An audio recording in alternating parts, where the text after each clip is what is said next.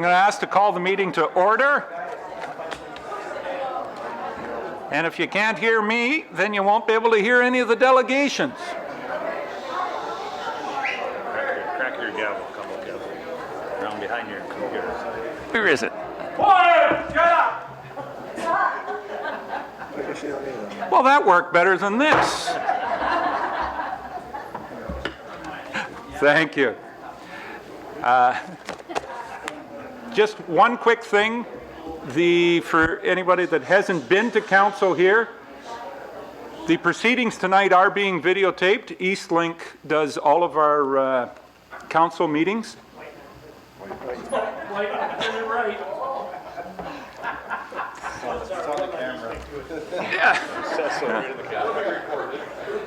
can edit that. Adam, can you edit that? Sorry, when I said Eastlink. No, you won't do that. Wightman does that and puts it up on our website. I had a request earlier for somebody that wanted to try and videotape for this evening. It'll be on the website, Adam, tomorrow by noon, and full access to that from our website. So, very good. There was a closed session, so matters arising from I better move that we move back into open session. I have a motion moved by John Eccles and seconded by John A. Bell. Be it resolved that the Council of the Municipality of West Grey hereby returns to open session of Council at 7:02 p.m. Any questions or comments on that motion? All those in favor? Any opposed? That's carried.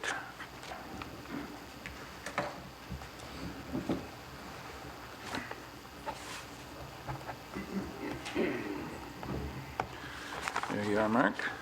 Did you want to do a motion coming out of closed session? Okay. Matters arising from closed session, I believe we have one resolution to sign an agreement.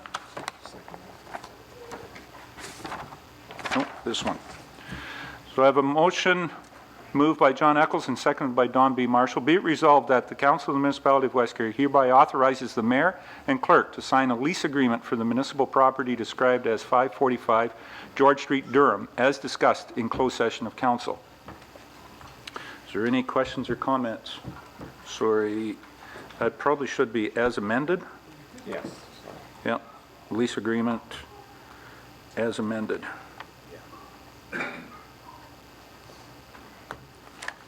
Mover and seconder are okay with that? Thank you. Any other comments on that? Call the question. All those in favor? Any opposed? That's carried.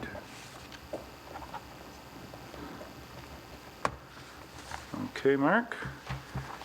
And Mark, let the minutes note that only those matters that we went into closed session were the only matters discussed for the minutes.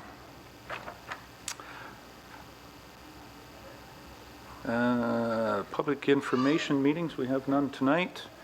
Consent agenda. I have a motion moved by David Mollison and seconded by Carol Lawrence. Be it resolved that items A1 to C2 inclusive contained in Part 1 consent agenda be adopted. And further, that authorization be given for the actions to be taken as may be necessary to give effect to the recommendations contained therein. Any questions or comments on this motion? Call the question. All those in favor? Any opposed? That's carried. Okay, Mark, and you can hand out those motions to give action.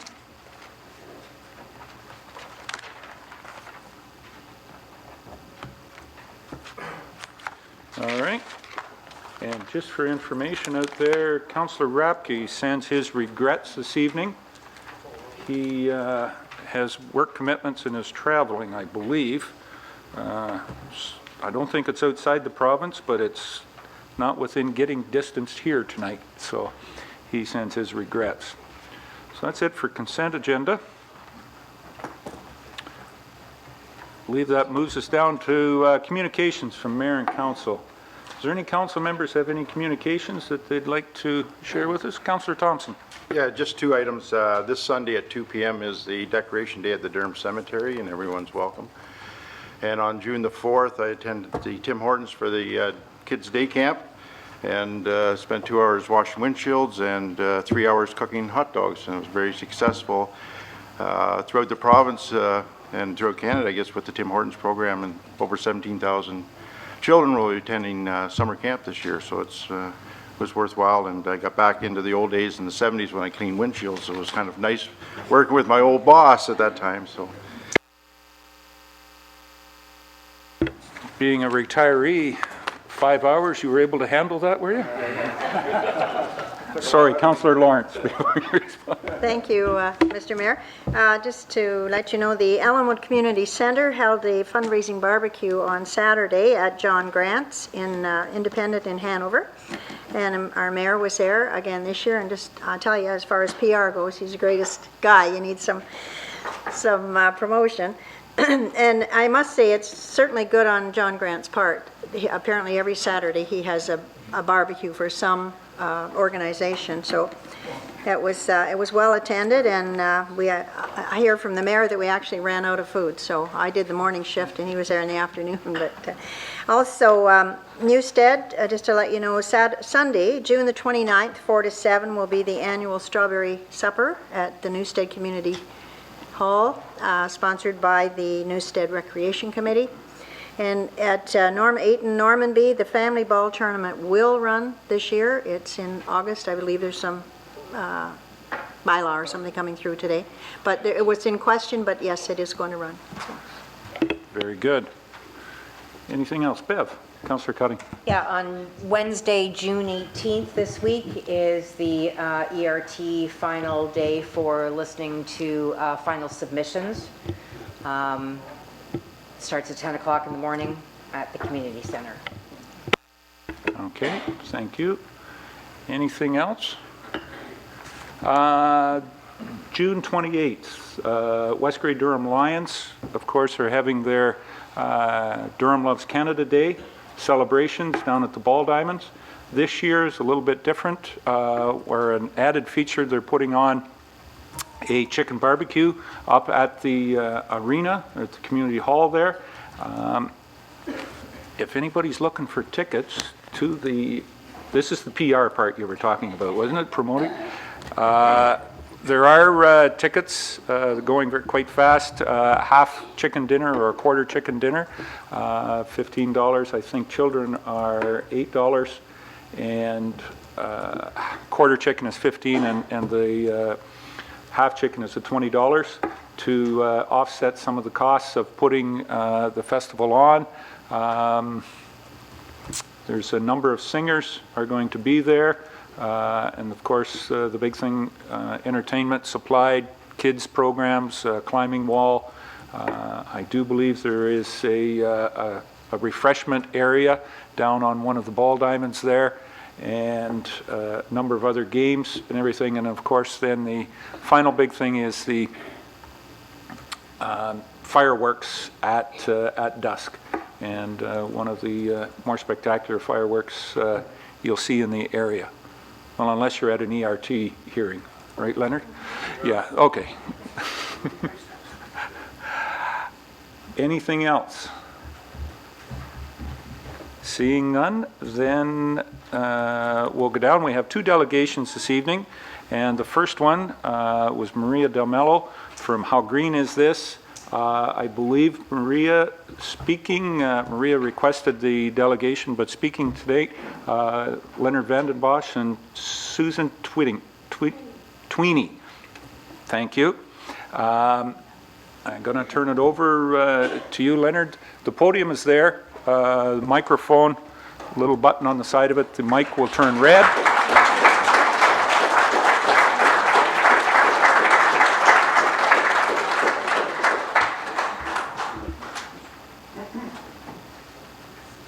Just push the button there on the mic, Leonard. It'll light up for you. There you are. You're live, and that'll give us the audio for the video that Adam has. So thank you, and interested to hear what you have to say. Okay. Good evening, ladies and gentlemen, and thank you all very much for coming out tonight. Thank you to Mayor Eccles and Municipal Council for giving us the opportunity to make this presentation. My name is Leonard Vandenbosch, and this is Susan Tweeney. We are representatives of the local wind turbine resistance group, How Green Is This? We represent many residents in our beautiful West Grey. It is our hope that Council will listen to us and assist us in our goal to keep NextEra's industrial wind turbines out of our community forever.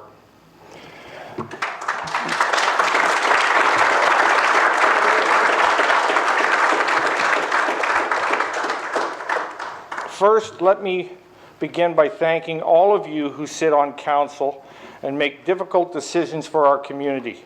Without your steadfast support, we, the residents of West Grey, may already have been living under giant industrial wind factories. Thanks especially to Bev Cutting, who has gone beyond the call of duty. She has been an inspiration to all of us. On behalf of all residents, we thank you wholeheartedly and plead with you to continue this struggle on our behalf.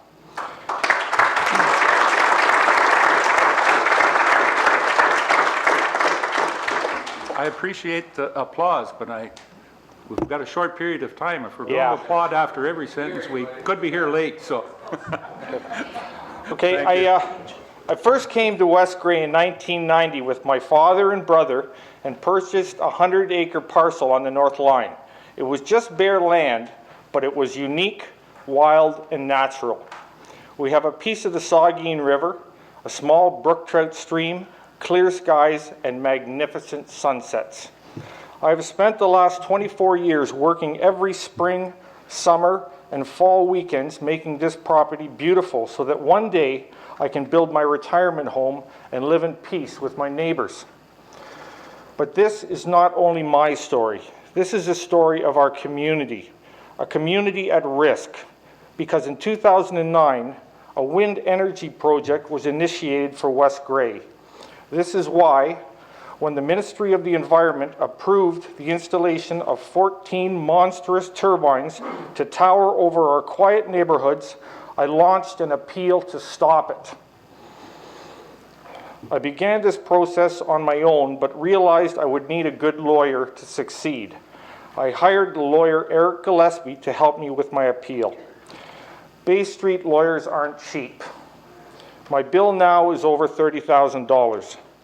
That's a huge sum of money for me to pay off, but if it helps to stop these turbines, it'll be worth every cent.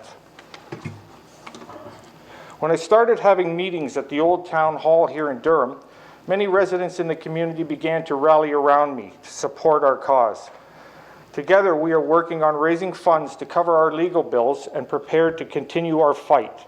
Many communities in Ontario have been through this exact same process, and some are now taking their case to the Ontario Divisional Court to get justice.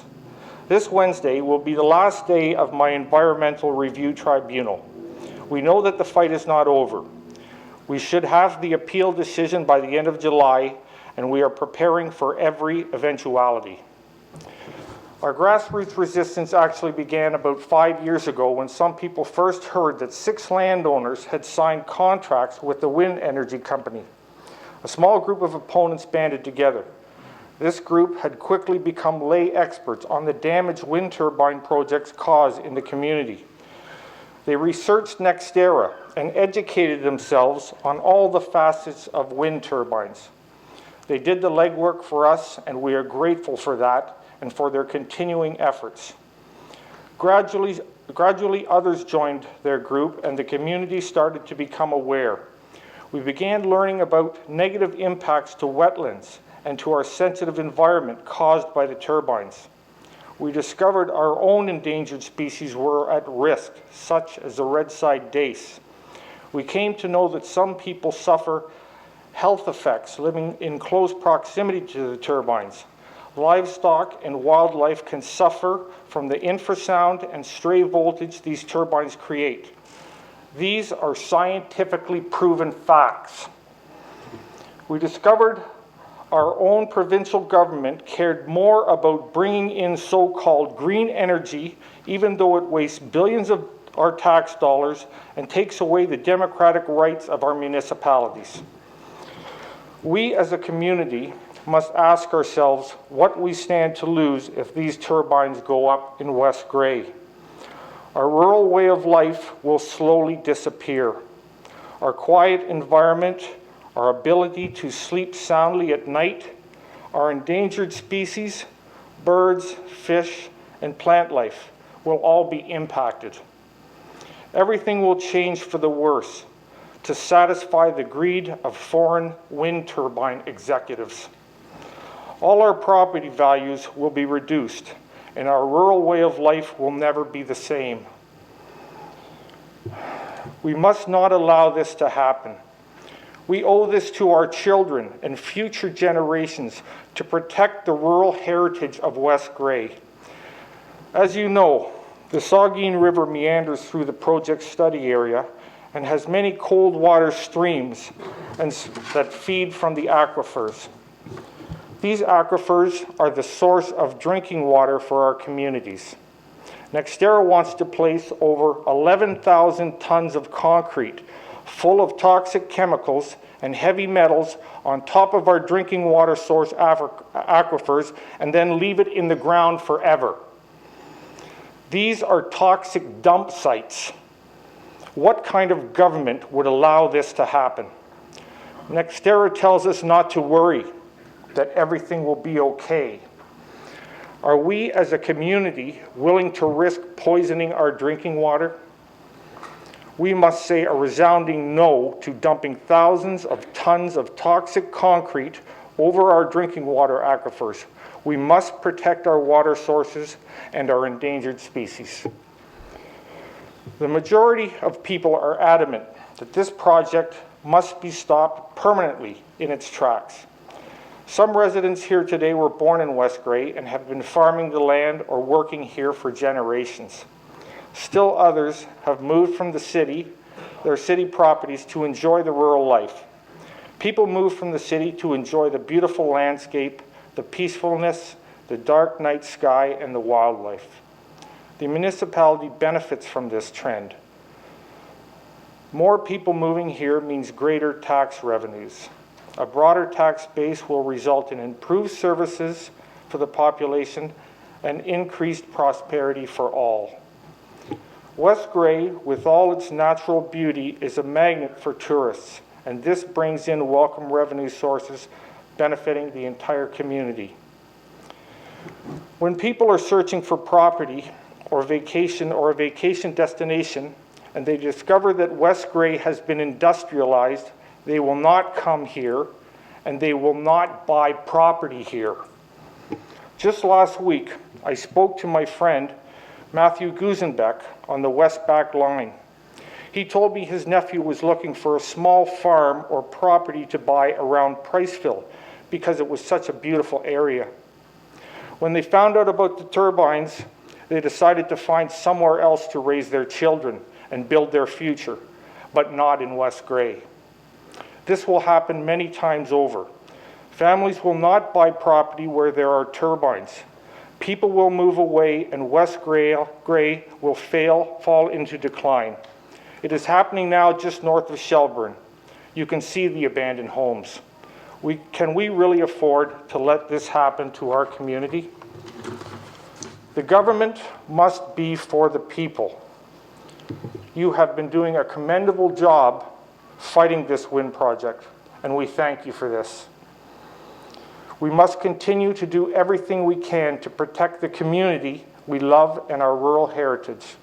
If Nextera gets a foothold with this project, they will try to cover West Grey with turbines. We must stop this project at all costs. We implore you to keep fighting as hard as you can to kill this project. Your community is behind you 100%. Thank you.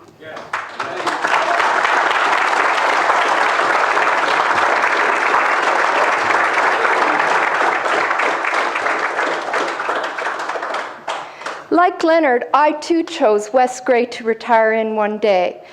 My investment is sitting over there, across from proposed turbine number 2. It's in a house my partner and I designed and built.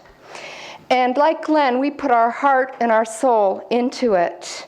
800 feet of the Saugeen River cuts through it, and it's absolutely beautiful. Many people have a grave concern about their property values. Like Leonard said, one wind project can turn into many, and pretty soon it will start to look like Shelburne or Melancton. Some people in those communities have boarded up their windows, abandoning once was considered to be their prime financial asset. Every day, I look up at the hill, which could become home to a giant-sized turbine, and I ask myself questions. Should I plant more trees to close in my view? Should I try to sell my property now, or maybe later? How much value will my nest egg lose? Will I be able to sleep soundly at night? And why did a government I once voted for do this to its own people? I cannot be alone in asking these questions. I've seen a lot of beautiful homes and properties in our area. Much of the value of these properties lies in the natural environment which surrounds us, and we really need to protect this. Some of us visited Len last week and had the opportunity to take in his beautiful view of the 5-acre spring-fed lake that he talked about. It was only after I saw Len's property that I fully realized the essence of his fierce determination.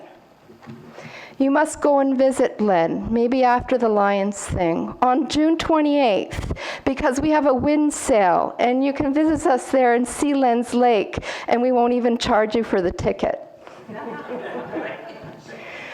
Like 82 other communities in Ontario, West Grey is a non-willing host to turbines, and it is up to all of us in this room to make sure that this status is respected.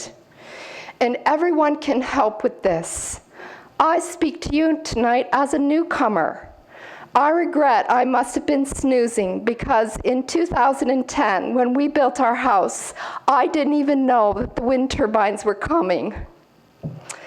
So, like others, I was feeling miffed when I found out, but I had no idea the kind of impact this would have on my life. I attended my first town hall meeting only in March of this year. I knew no one, and I was totally ignorant. So I started reading lots and educating myself about turbines and about wind resistance. I joined a group called How Green Is This? And together we have developed a website, started a petition to repeal the Green Energy Act, printed and delivered flyers and brochures. We've reached out to other wind groups in Ontario and have been supported by folks everywhere who are experiencing the same thing we are. We have a vision for the future where we will continue to unite wind resistance groups in a joint effort to repeal this undemocratic act. This is the grassroots stuff our community is made of, and I'm proud to be part of it. Many people in our community are helping out with many things, such as the upcoming wind sale. And it will surely take a whole village to pull this one off. And the fundraising for our cause to keep the wind turbines out of West Grey has only just begun. Mayor Eccles and diligent councillors, what you have done to date is amazing. Where other municipalities have failed, you have succeeded. The people of West Grey respect you for this. We do not envision wind turbines in our area, and we know that you don't either.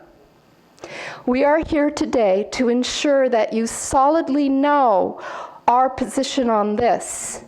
Please continue to block this project by denying the road permits. Stall this project in any way you deem feasible. An ugly, noisy industrial project like this would cost us the most, a risk to which we are vehemently opposed.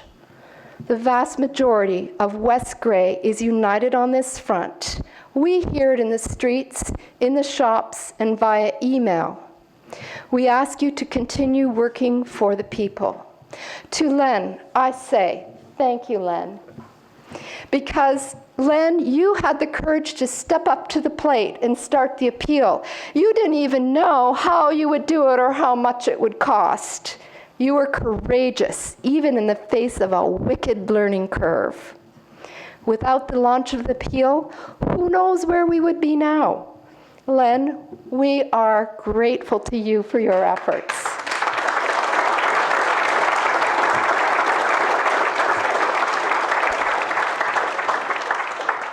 To all the people of West Grey, I say our hard-working municipality has delayed this project longer than any other municipality in Ontario. We owe it to ourselves and to each other to stay positive. Get involved. Your community needs you now. And there are some ways that you can make a difference. You can visit our website and sign the petition. You can help hand out flyers in your neighborhood or in your workplace. You can come to fundraising events. One thing that's not in my speech, some of you live in the project area like I do, and you received a liaison letter from NextEra asking you to come out and join their coffee group. Please send that letter back. I sent mine back and I said some pretty nasty things. I won't repeat them here, but you should send that letter back to Avril Fiskins and tell her what you think and how you feel about NextEra. I think it's helpful if you can please do that. Most importantly, and last of all, don't walk away from here tonight without finding a person with a clipboard and sign up for our email group list, because this is where you will find out everything that's going on and you'll stay up with all the news that's happening concerning this issue. And you can join our community with our struggle, and we would appreciate it. Together, we can realize our goal to send NextEra packing and to keep West Grey as we love it. Nestled in nature is our motto, and together we will keep it that way. Thank you.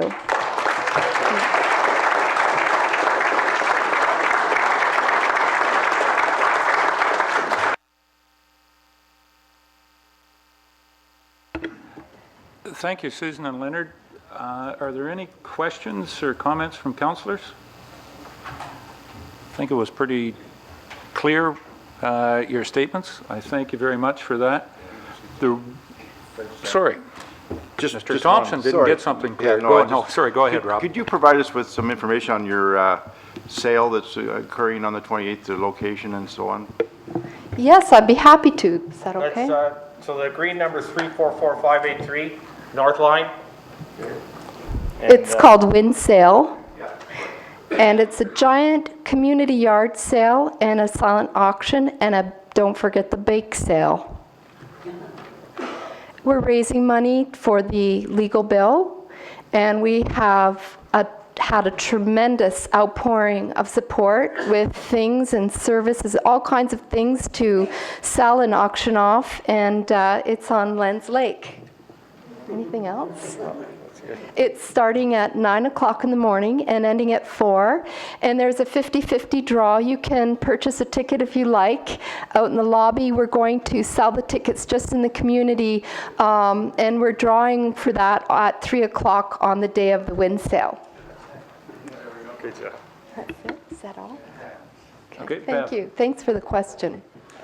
I just want to say thank you from myself working with you and from council as well, who is behind you. And thank you so much for the showing and the turnout and all the work and the hard work and the emails and the questions. I appreciate and acknowledge all of them, I hope.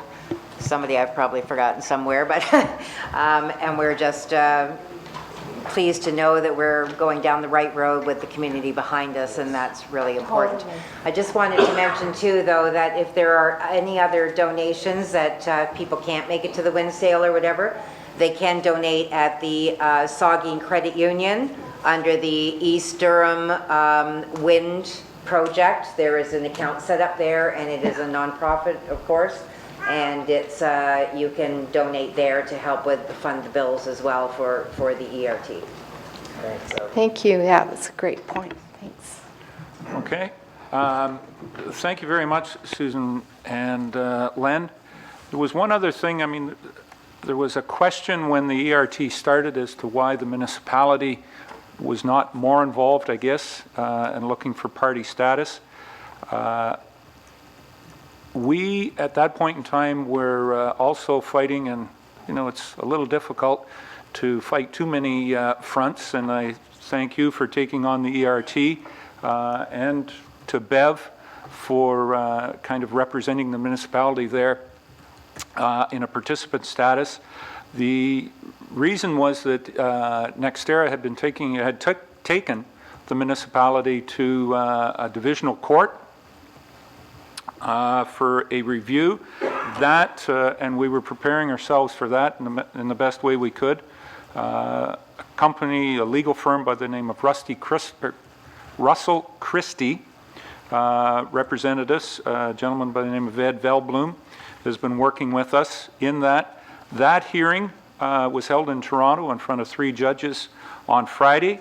The decision has been reserved, but the 2 lawyers, Mr. Velblum and Mr. Miller, were very pleased with the way that it proceeded, and that was on the entrance permit, the overload, and the road use that Nextera, East Durham Wind had said that the municipality wasn't interpreting their bylaws correctly. Apparently we've been doing it wrong for the last 20 some odd years, Ken, to them. That's why we ended up in, they took us to court over that. So your good friend, Mr. John Terry, of course, from Tories, was representing East Durham there as well too. But just got this in today from Ed that he felt it went very good, and he's, as lawyers will say, they never give you 100%, but he's, the percentages he feels is good for our side in this and the interpretation we've had of our entrance bylaws up to this point in time. So we'll see how that goes too. So that was the real reason that the municipality didn't feel we had the resources to be fighting on 2 fronts. So I thank you again, Len, for taking on the ERT while we took on the judges in Toronto. Thank you. Thank you. Okay. Thank you.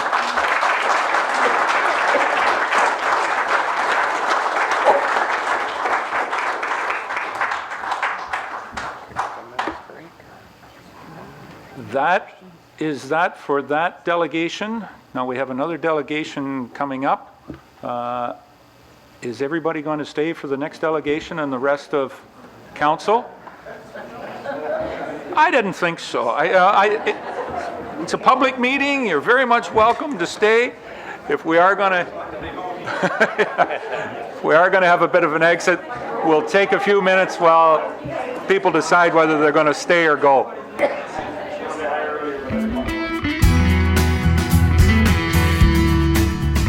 Our next delegation, but before I introduce the next delegation, there was a request had come in to me on a personal basis from the executor of the estate, who happens to live in Vancouver, about joining in on the discussion or whatnot. I'm pretty sure, Bonnie, you're representing the property owners at this point in time. So I said what I would do. It is outside of our procedural bylaw, and to do that, we have not entertained that before.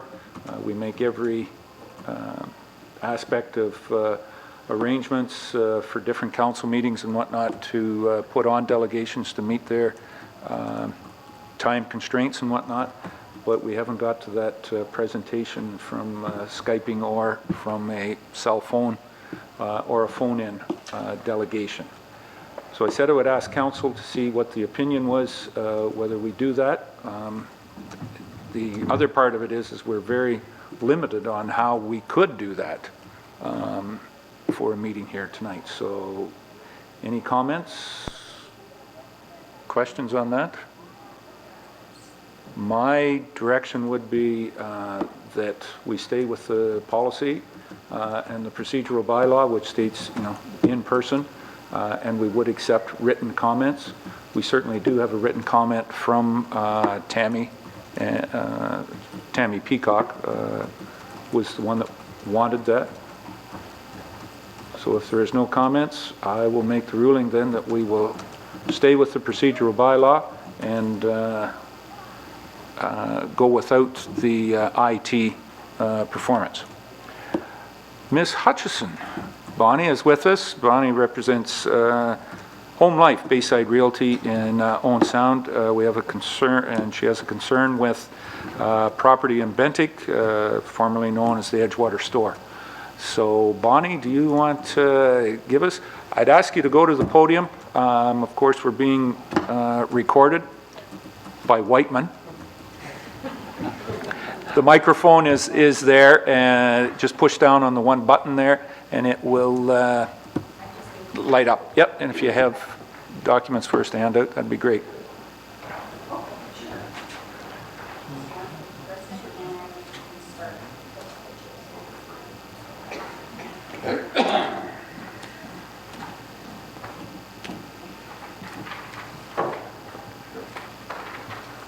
She got it turned on? Thank you. Okay. There you are. You're live now, Bonnie, so Okay. welcome this evening, and the floor is yours. Thanks. I don't know if you can see me over this. Mayor and council What members. we have to do is hear you. Okay. Mayor and council members of the Municipality of West Grey, I'm here to present some factual background information to clarify some misconceptions on the property known as the Edgewater Store and Campsite at the corner of Mulock Road in Concession 10, after receiving the attached letter from your municipality, which is attachment number 1, if you have your package there. And my name is Bonnie Hutchinson. I'm the salesperson representing the owner, who's the executrix for the Waller Estate. And we have a potential buyer who would like to purchase the property and restore it to its original use, the residence store and the camping area. First of all, it appears from reading the attachment 1 letter I received, a decision was based on someone thinking they remembered when the camping stopped 10 to 15 years ago. But in fact, that is a misconception. I don't know if you've read the executrix's letter that she sent out, where she had some people who will acknowledge that they were still camping there. And the date given for the earliest Bentic bylaw starting was maybe 1978 or 1984. And in the letter, I was given the job of trying to prove that this had started before the bylaw so that it would be a legal non-conforming use. So I've also attached the response, attachment number 2, sent to the potential buyer after he applied for the request for the zoning compliance. And in number 2, it says there is no record of any outstanding work order or zoning violations affecting this property, which means to me that there wasn't any zoning violation and it did not permit campsites. So to me that says that it was a legal non-conforming use because there was camping there and no one did a violation against it. Also, according to section 5.159 in your permitted use section, the definition of non-conforming uses states that this is a use that was established before the passage of the bylaw and was not a permitted use, which is what this is. Then in your section 6.21 of non-conforming uses, it states that nothing in this bylaw shall apply to prevent the use of the established use as long as it was used for that purpose on the date of the passing of this bylaw and continues to be used for that purpose. Which brings us to the attached letter that was just distributed to you from a previous owner who bought the property in 1979 and it was already existing. You can see on the picture that it says it was cottages and campsites. And so it was prior to the purchase of 1979, it already existed. Then the past owners who have passed away and it's their estate They had camping there every year until they became ill. And since their passing of June 27, 2011, no one has used the property, so therefore the use has not changed. According to the executrix who spoke to a Toronto lawyer who has case law for Planning Act, he says that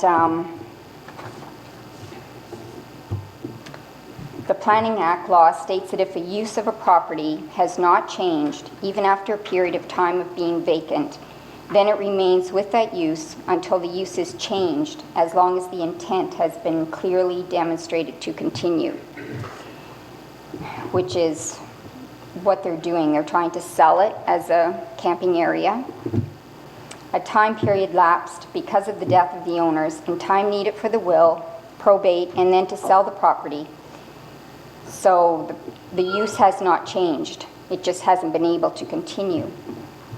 So also attached in your package is your West Grey strategic plan, of which 4 of your priorities apply to this property. And it would be to promote West Grey as a community of choice, to encourage and enhance business, residential, and tourism opportunities, to support community volunteerism and youth engagement, and to promote education of best practices around our natural heritage features. To be able to restore this property and continue a camping area which is only used a few months every year, have a grocery or convenience store to accommodate the campers along with the local community, would bring tourism to this area and enhance the West Grey municipality. Once established, campers would return and bring friends and could eventually retire or move to the area, boosting your economy and community. It could be used for scouts or any youth group who have camp-over activities to promote youth and care of environment. This would also promote education of best practices around our natural heritage featuring the environment. The municipality goals are to promote the area and enhance business and property. This sale would restore it to a friendly, attractive asset to the community. Why would anyone resist this from happening and let it sit there and deteriorate? If this is not permitted, the present owner may have to change the zoning back to residential and therefore pay less property taxes to the municipality and devalue the property. At this time, the potential buyers would like to introduce themselves and present their plan for the property to enhance your community. I hope you will consider the importance of allowing this buyer the continued use and restoring this property to be a proud part of your community.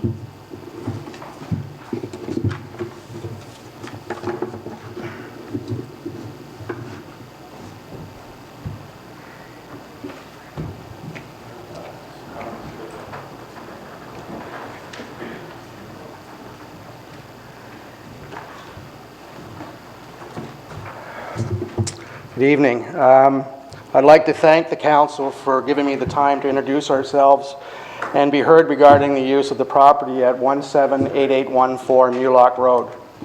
My name is Grant Fisher and my wife Patricia is sitting over there, and we currently reside in Hamilton, Ontario, and we're anxious to move here to West Grey. We're a family with 4 children. They're all grown up, thank God, and moved away, and we're also grandparents of 7. My wife, currently in Hamilton, owns and operates a successful business in Hamilton, and I have worked for the largest automotive manufacturing firms in a managerial role, and I've also worked for the largest environmental companies in North America. Together with the experience we have, we think we can make this opportunity a success. The property and buildings we fell in love with and would like to purchase are in need of some upgrades. We would like to restore it back to its beautiful and profitable business within your community. But we can't do that unless we get some help from you. There is a home we plan to live in and a store that we will reopen. Our business plan suggests operating only the store would generate an income from operations of approximately $13,000. Obviously, this is not enough to keep the property in high quality condition or provide quality of life for my wife and myself. We've confirming with some of the neighbors in the area. We know this property used to be a small campsite. This would help us generate revenue if we were able to reopen it. On this site, there's evidence to support the use of the campsite. There's camping hydro connections, there's washroom and shower facilities for the campers, there's a cabin, there's a trailer, and there's 2 operational septic systems. One's a holding tank system, and the other is a weeping tile system. Today, everyone needs to be aware of the environmental concerns. We would provide the services in order to preserve and protect the environment. A no tolerance policy would be in place for anyone deliberately trying to negatively impact the environment. Reporting to the proper authorities and a permanent ban to our site would be part of our policy. Our business plan, which needs the camping facility before we go forward, is going to cater to the transient traveler, nightly and weekly stays. There are no plans for seasonal campers or permanent residents. The advertising campaign we will be directing towards tents, tent trailers, small to mid-sized trailers. For the enjoyment of our customers, we will not be focusing on the larger motorhomes or the larger trailers. The size of the campground doesn't really lend to them.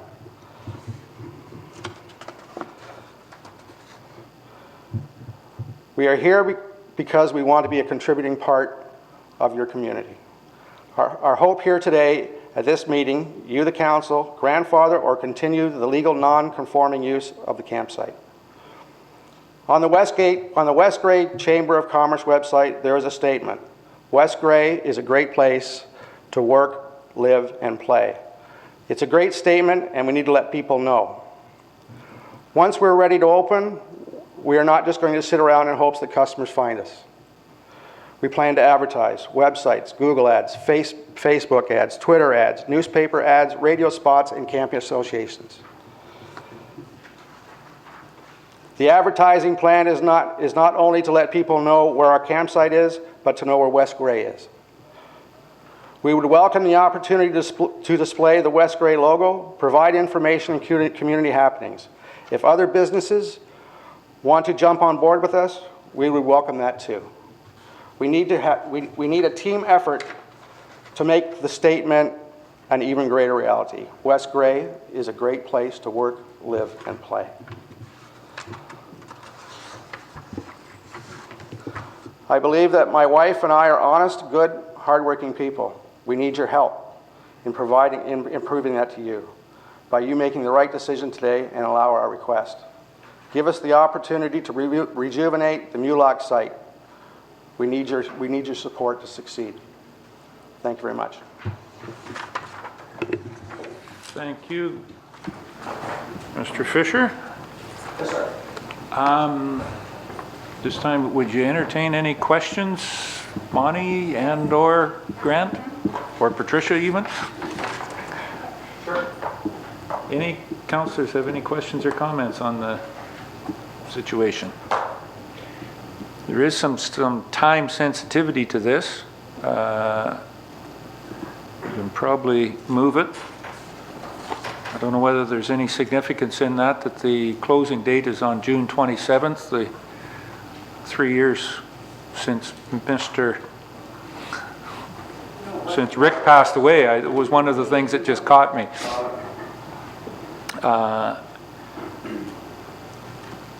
So what you're asking for, Bonnie and Grant, Patricia, is that council looks at this and moves it towards giving a resolution that it stays as the legal non-conforming. I will say that council stands behind that, trying to promote West Grey as a good place to live, work, and play. And by doing, and in that, having everybody play by, or at least adhere to most of the rules, we can probably give that to be 99%. And that is part of it. One of the issues that we see here that, you know, I see myself is the inspection for the septic systems and the holding tank not probably one of the best ideas there for a system, but that can be addressed going forward with our environmental officer, and whether upgrades are needed or whether it meets the code when it gets passed, if it was to get passed, and if you were to purchase the property. I think it would be something that definitely would be needed to be looked at. Council doesn't have any questions on this. Mr. Eccles, John. Seeing as, excuse me, seeing as most of this is in natural environment zone, before you can do any work there, Saugeen Valley would have to give its approval. Have you talked to them in any way about this? I did call them because of the mention in the letter I received, actually. And Can I ask you, See what he Bonnie, said. can I Yeah? ask you just to go to the mic so that, okay. thanks. I called and asked them if they saw any problems with the property, and he said he'd have to check the file and call me back, which he did the very next day. And he said there wasn't any issue at this time with the property the way it is. He said the only issue they could see was if a request to build an additional building on the property came up in the future, and he would have to go out and do a site report and see if there could be a building built in addition to what's there. But he said to restore what's presently there, there was no issue.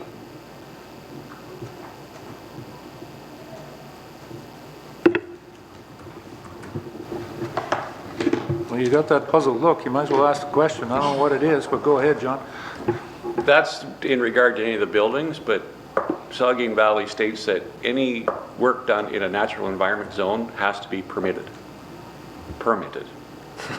Not permitted, there has to be a permit for any work done in a natural environment zone, and most of these campsites are in a natural environment zone, and I'm not saying yes or no, I'm just saying we may be premature as a council deciding what we want to do here if Saugeen Valley is going to come along 2 weeks down the road and say, well, no, you need a permit for this, and we're not prepared to do it. The building site's one thing, the campsites are another, Right. because the campsites are in the NE zone. Right, and And that, any- we did talk about that. And he did understand that there was Okay. camping in the trees. And he said there was no issue, Okay, that there was nothing on file and that showed that there had been any violations or anything brought to his attention. all right. And I think what, His name was Michael Oberly. yep, I think John knows. There's another new one. But I think on the legal non-conforming, they're there. The concern from conservation probably would be around the fact if there was a request for any more additional sites and or improvements on the sites, then the permit, that's when Saugeen Valley would definitely step in. Just, I'm looking at that. Another question, John, go ahead. Thank you, Mr. Mayor. Thank you very much for your presentation. The question I have might be directed more towards the clerk. Mark, can you give us a bit of a general overview of legal non-conforming versus conforming, especially when it passes I guess, a date line, and whether we'd be on the hook for some liability going forward? Your opinion. So in the definitions, it does define non-conforming use, and it's basically a use that was established prior to the earliest bylaws for that municipality, and it basically continues from before the bylaws nonstop. There is another provision that says if that non-conforming use ceases for a 12-month period, it no longer is deemed as a non-conforming use. However, as Ms. Hutchinson did note, there is some case law where a use has ceased, where it may be, and it gets down to the intent. The intent was to continue that use. I know our municipal planner noted that to me a few weeks ago. It was concerning a restaurant that had ceased operations. It was clearly still set up as a restaurant, and court deemed that as still as a non-conforming use. So whether this property would be deemed as such as if it went to court, that's for a judge to determine. In my mind, there is no question of whether it was a legal nonconforming use. The difference between the 1978, I gave the 1978 and 1984 dates because the former township of Bentic had what's called a restricted area or holding bylaw passed in 1978, and then in 1984 there was a comprehensive bylaw passed, similar to that of West Grey in 2006. The restricted area holding bylaw, and I wanted to check with that with the planner, which I did, the municipal planner, and we both agree that the 78 one, it didn't really even define zone, so it wasn't probably appropriate to deem even 1978 as that time frame for establishing a non-conforming use. So we both agreed that the 1984 time frame would be appropriate. And there is no argument that that was a legal non-conforming use at the time. It was established at least prior to 84. Again, the issue comes down to, did it continue to be a legal non-conforming use? That's the issue. John? Okay, if I might add, thank you, Mr. Mayor. So we know different businesses that are in place and they have some legal non-conforming uses, but when that property changes hands, certain amount of those cease to exist, do they not? No, the non-conforming use is the use itself. It's not reliant on the owner. So if there was a non-conforming use, and it was continuing, a new owner bought it, continued it, it didn't expand it. It can't be expanded, etc. But it can continue regardless of the owner. But again, if it ceases, the intent is the question that the courts have interpreted, whether it's intended to continue as such. Okay. Carol, Councillor Lawrence. Thank you. If I might have a question of Grant, would it be your intent to stay with the 12 campsites, or did you have some thought of expanding? At this time, it would stay as it is. And again, if I was looking to increase, then I would go through the proper channels in order to get that.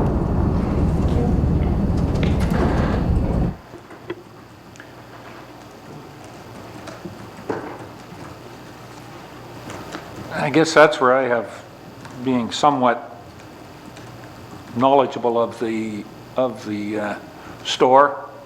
I had more than a few good discussions with Mr. Waller, and I've had quite a few with the Shears as well too.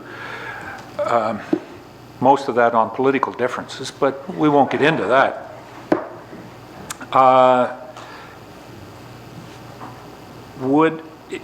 And I guess I'm a little bit surprised with the letter from the Shears is that it's 12 campsites. I'd be perfectly honest with you, sir. I thought it was more than that. Oh, okay. I thought it was a few less than that. That you could reasonably, and I think you're probably looking at the north part for the trailer would be in the Cedars type of thing and not as much. Yeah. My actual thought was, I thought there was 21 campsites, but there was 4 with electrical hookups, and then there was 17 without. That's what I planned my financial plan on, was that number. But I mean, I guess it's less than that, so I'm not, have to redo my numbers. Okay. Is there any other questions or comments this time? John? Quickly, there's no fuel tanks wherever on that property or any in the ground? No, the environmentals have been done on both environmental 1 and 2. Tanks were removed, and the environmental studies passed. Thank you.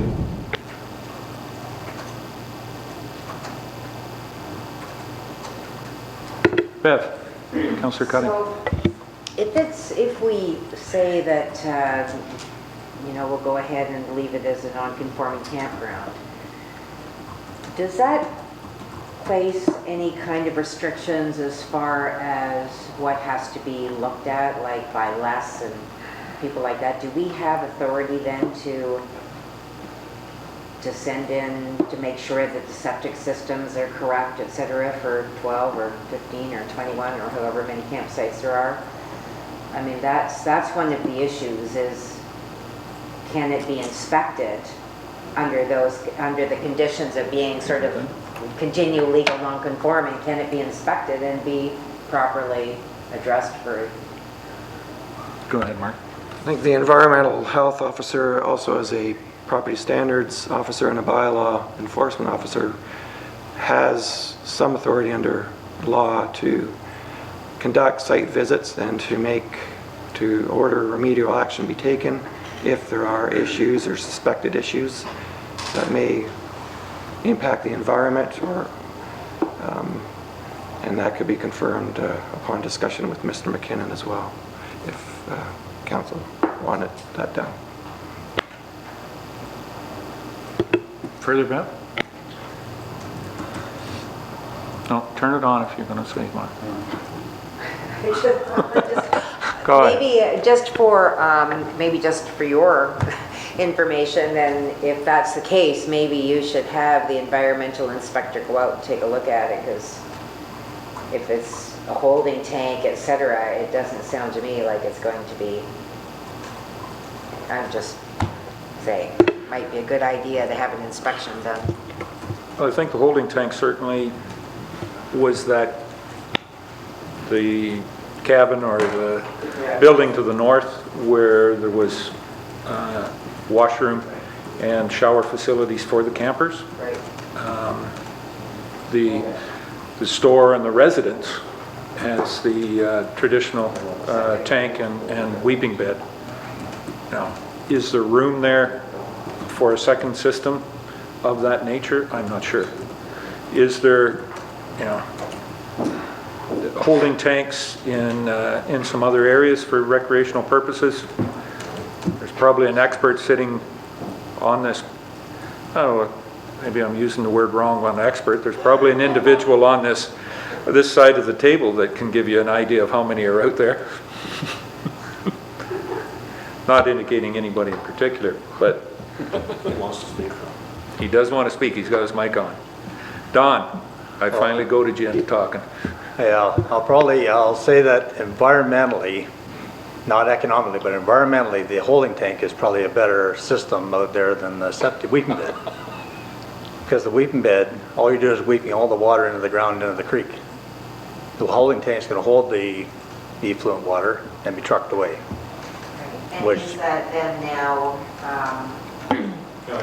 would be legal, conforming to an operation of this nature? I don't remember a holding tank going in the ground in the last 10 years because they do not like them. Okay. But this is before that time, so legal non-conforming. And if the property is staying with 12 sites, like it says in this letter, or whatever number that comes up with, in my opinion, I don't know that our environmental officer has the right to go in there to inspect this, if it's not changing any.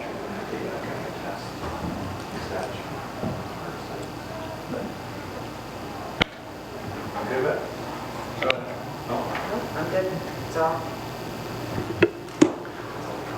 I think the question here is, if Mr. and Mrs. Fisher purchase the property, is the municipality going to say whether it's legal non-conforming or not? We've got a lot of experience in legal action. I don't know whether we need more. I'll put it that way. Don? Well, I guess I'd like to support this because it's another business in the community. And if we don't support this, it will turn it into a residential lot, probably. And that business will evaporate. And we have to encourage stuff like this to happen. Things go full circle. There was quite a few general stores out there a number of years ago, and there's very few of them now. Larry probably drives the furthest to work, and once he gets past Newstead, it gets a little difficult to find a general store in a small Fordwich.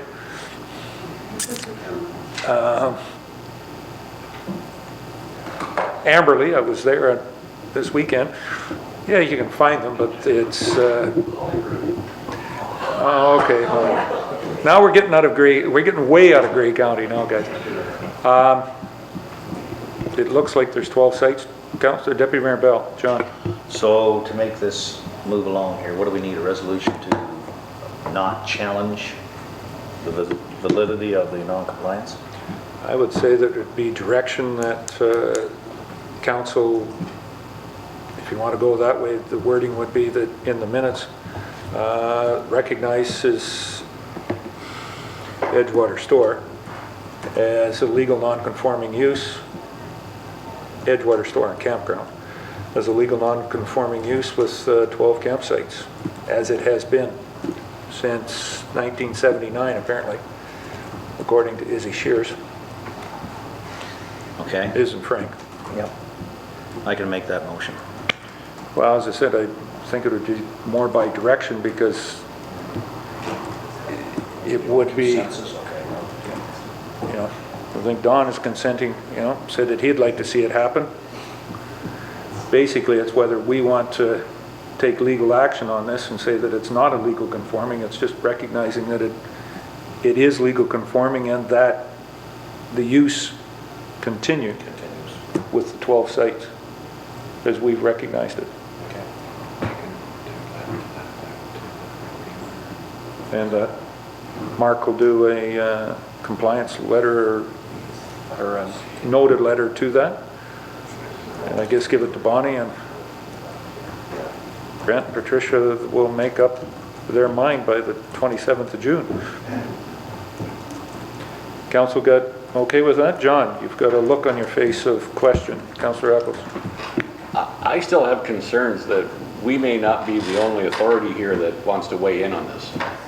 And like our environmental officer or Saugeen Valley, someone may come along and still put a negative on this, even though that we give it our blessing. There's no guarantee, even though we pass this, that it is going to go ahead. Yeah. Just one step. Yeah, I mean, we're commenting as far as council goes, John. Yes. If we recognize the legal non-conforming use, that's about as far as we can go. If you think that Saugeen Valley is going to weigh in on our zoning bylaws, they certainly haven't done anything to enforce any or recognize that in the past 6 months. And if you've got a meeting coming up, you can comment to that, the mayor said. Council fine with that and having Mark send out a letter that recognizing as legal non-conforming? It is, as we said, we're the decision makers here on the interpretation of Mark and the way the bylaw was written. But I think that's defending Mark and the letter that he sent. Bonnie, was the way that has been interpreted, but council can always have the final say on it. Carol, Well, for the final say. I certainly agree with that action being taken, but it will state the 12 campsites. Yes. Right? Well, Because the legal non-conforming was 12 campsites, according to Shear's letter there. That would be my interpretation of it, yes. And then, as Grant said, if they in future want to expand, they'll have to go through all the procedures. And whether at that time it's granted or not, who knows? But And I think the other thing is it's always been, you know, a couple of the recognitions on that legal non-conforming.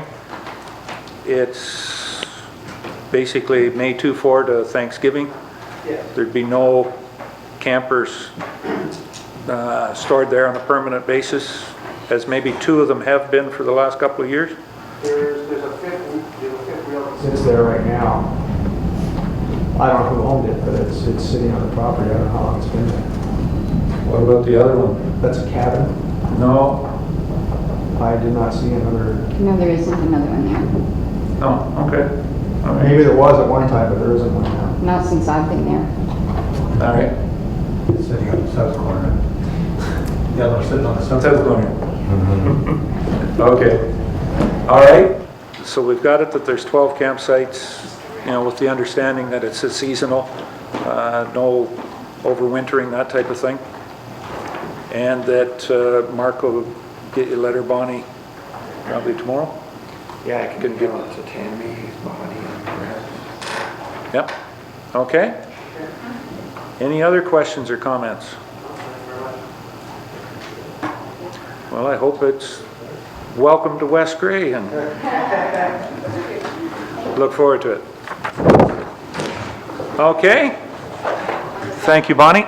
Thank you. And Grant, Patricia. Where did those pictures go? Carol's got them down there, Bonnie. But you can kill it.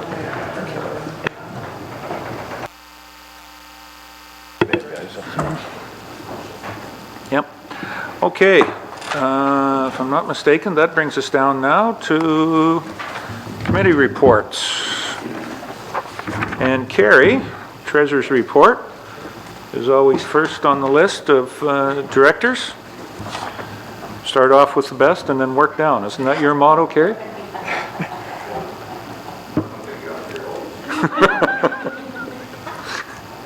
Okay. Carrie, the first one is the vouchers. Voucher number 11 from the municipality. Is there any questions or comments? We've had the opportunity to have those. Don, Councillor Marshall.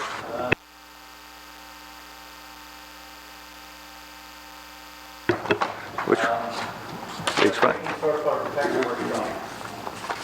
Les represents 4 municipalities. Not correct. Does he represent 4 on that committee for the source water protection? And if so, is that just 1/4 of the amount? I'm not aware of the representation. He went, I think, on our behalf. I'm not aware of him representing others. This wasn't like the I think this one he Source just went. Protection Committee. I don't, like, he sits on that as his own appointment, not for us. But this was something that he attended for us. That was the registration fee for it. I can check with them and see. I'm just not aware of. It's the first time I've heard of that. No, I think. Yeah. No, he's on there. Okay. All right. Thanks, Don. Any other comments or questions on the vouchers?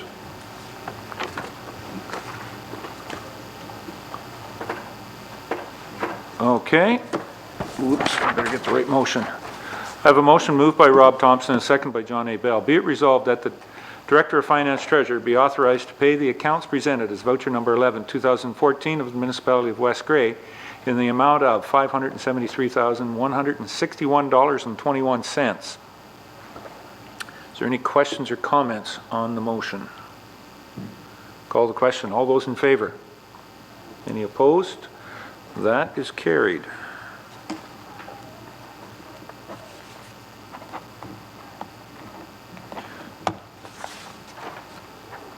Excuse me, the second report, Carrie, that you have with us is the Ball Diamond Lights RFP for Ayton and Durham. Come in slightly over budget. So the recommendation here from staff is to not accept those RFPs and comments. Carrie? And it also, the Normanby Recreation fundraising, they met last week, I think, and they also were kind of surprised and didn't want to move forward with it at that price. They don't have that amount of funds raised at this point, nor did they want to deplete what they, into everything they had. So. Okay, Councillor Cutting, Beth? This RFP was sent out when? Maybe 2 or 3 weeks ago, Yeah. I think. I think we should, if we sent it out, everybody's so busy. If we sent it out in October for spring, we may get a much better price and more, you know, costings in. Cost effective? Yeah. Certainly, unless we take the lights out and call it Wrigley Field of Ayton. Go ahead, Carrie. And Your thoughts. the ones in Ayton were for additional lights, so it wasn't that it was to replace the existing ones, it was for an additional set, or 2 sets of lights, is what they were wanting to do, so they can still operate And then Randy's was more maintenance type stuff, but it was even high from what he was thinking. Okay. Yeah, it was for the 2 standards and the whole, yeah, and the bank of, yeah, the pole, the banks of lights up there. That was wood pole. Where they're going wooden with the wood poles. pole? Okay, I'm sorry.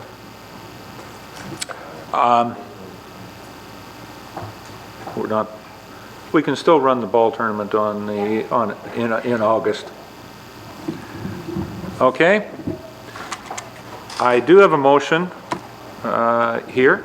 It's moved by David Molson and seconded by Carol Lawrence. Be it resolved that the Council of the Municipality of West Grey hereby does not approve the sole RFP submitted by Wayne's World Electric for the Ayton and Durham Ball Diamond Lights in the amount of $3,800 plus HST Durham and $22,964 plus HST Ayton, as the recreation facility managers have recommended against council acceptance of the RFP.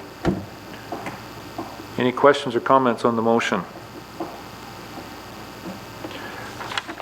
Call the question. All those in favor? Any opposed? That's carried.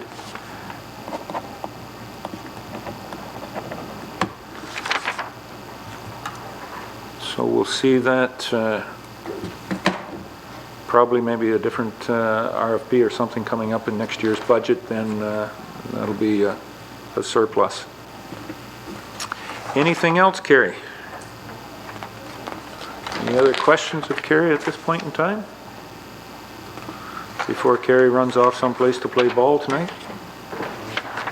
No. Not tonight. Okay, thank you, Carrie. Moving down then, it's our Director of Infrastructure and Public Works, Ken. And the first item you have up for us is an RFP, or sorry, a tender that was slightly over budget, but you have some ideas on this, Ken. So I'll let you pitch this PR to council. Yes, we tendered the William Street Storm Sewer Project in Newstead. In the budget for 2014, we allowed $200,000. Thinking possibly it would ride into next year with the rest of the amount, but because we've are not going to do any bridge work at the Normanby Carrick Bridge on for 2014, it's been the expenditure there will not have any impact until 2015. So I'm just asking if the councillor would consider moving that $135,000 from the Normanby Carrick Bridge to the Newstead William Street Storm Sewer, and also there was there's about $82,000 in there. I believe we can take out the there's the sidewalk is the main one, and there was I believe a couple of minor provisional items along with the contingency. So I think we can, in speaking with Carrie, she's agreed that this could happen if council wishes to move in that direction. There's no reason you waited until she left before you come up with that she's agreeable. It's a lot easier to say that now when she's not here. No, we did have a conversation with her. I believe the mayor was in the same room. Yes. Deputy Mayor Bell. Thanks, Mr. Mayor. Yeah, wise move, Ken. I commend you on that.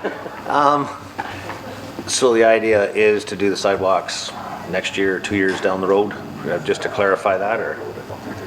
The sidewalks aren't in that terrible bad shape. They'll hold off for a time here, yeah. Okay, thank you.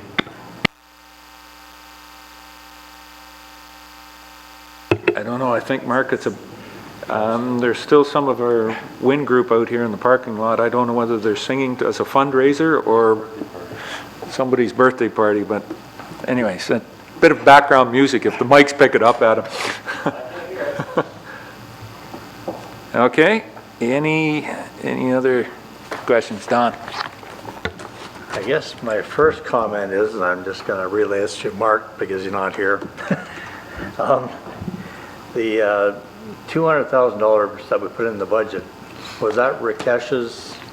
Did he have the, did you do the engineering on this? Yes, he did, but no, that 200,000 was nothing to do with him. It's just the way the budget, we got direction from council as to what we could, what they would accept for an increase in the budget. So we also needed a number of other capital items. So that's the reason why there was 200,000 left to put in the budget for.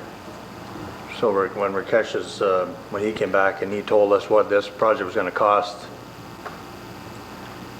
he didn't guess 300,000, or did he? He must have had a guesstimate in there too. Yeah, I think it's in his estimate.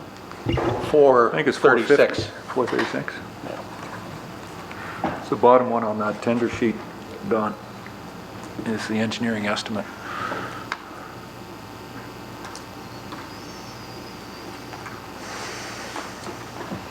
And we as a council, on putting that, put some pressure on Ken to be overly optimistic on what this tender would come in at. And it sounds like we're stealing from Peter next year to pay Paul this year, and then next year we're going to steal from Joe in 2016 to pay for, and we're just seem to be always stealing from the future. I'm not sure how long we can do that when the numbers are getting bigger and bigger that we're stealing. And when the tender goes out and then we got to cut out the sidewalks out of the purchase, now we're not getting a Cadillac for our money, we're getting the Impala. It just doesn't feel right. So either we got to cut back on this project, or deal with this project and cut back on it and not do as much and leave the bridge money there for next year, which we approved, which I would be supporting. All right. Deputy Mayor Bell, John. Well, thank you, Mr. Mayor. I guess we passed the budget with X amount of dollars attached to the Public Works and Infrastructure Fund, and I guess Ken, if anything, was trying to service the majority of the needs of West Grey and his opinion, and instead of increasing the size of his budget, I think he's probably done due diligence here by taking some of those projects out that maybe we weren't able to afford. And yeah, Don, I agree with you. Maybe we got to go from the Cadillac version back to the Impala, but I've drove a lot of Impalas and they're not bad cars. And I've had a couple Cadillacs and they break down too often. So anyways, put it that way. But I think that instead of borrowing more money, Ken's cut something out here that'll fit into the budget, and I think to move forward on this, and I've seen this project, William Street, on the docket, I think, for 3 or 4 years, and I think we've cut some of that out in past years, so now it's able to come forward, and I think we got to move on this, or if we don't do it, then we're even that much further behind in our total overall infrastructure in West Grey. So I seriously think we have to support this one.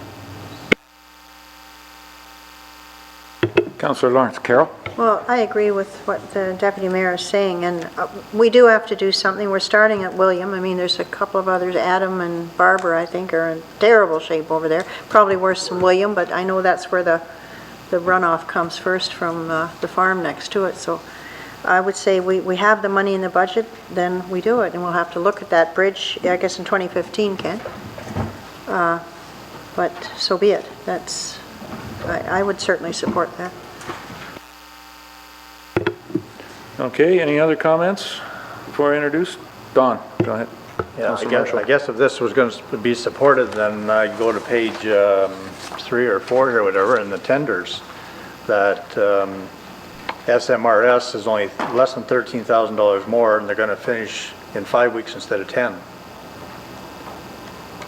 So I'm wondering if that should be included in the decision.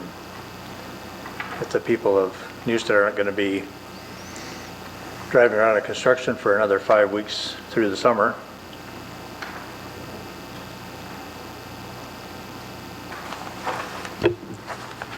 you know, if they're gonna work 24 hours a day or not, maybe that's why they're gonna cut it in half. They're gonna work twice as long per day. Plus weekends. Yeah. Keep the ladies at the manor a little upset if they're working that late into the night. Yeah. Any comments on that, Ken? Whether it's doable in 5 weeks or not? I'm not sure it'd be doable in 5 weeks, but I believe we would run into some problems being as there was no, the estimate for the project, I believe, was 10 weeks in the engineer's report, so it's, could get into a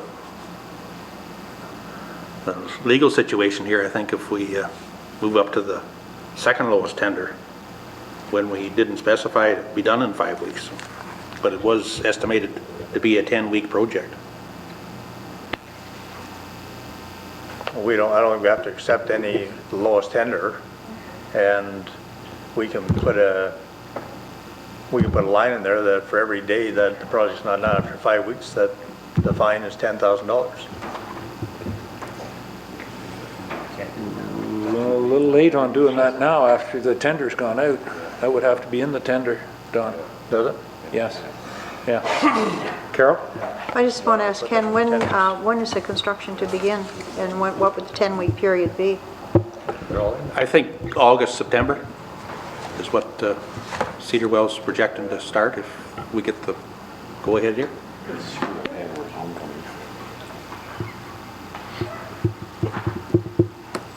Will they start at basically down by the old municipal office and go east? Because there's some little function on in Newstead on August the 9th. I would hate to have the road in bad shape and have Councillor Eccles running down there and twist an ankle on that Colleen Lawrence Memorial Run. Yeah, it's more like my right knee. If you get that 5K and it's going to be more than your right knee and your ankle, all right.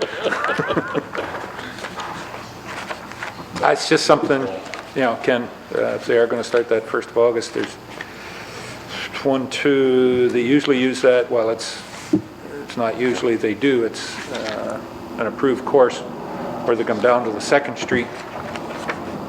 And what is that, Barbara? Yep. Zimmerman's Corner, Howard Weaver's entrance into the barn there. That corner and turn and go there. So back across in front of the funeral home, up the street. Yep. Okay. Just to take that into account if this was to pass. Any other questions or comments? So I have a motion moved by John Eccles and seconded by Rob Thompson. Resolved that the Council and Municipality of Westgate hereby approves transferring the budget amount for the bridge capital in the 2014 budget to the William Street Storm Sewer Project. And do you want in here, Ken, to accept the tender from, well, I don't see that here. Yes, I guess we should have that in there to accept. Well, I was kind of wondering.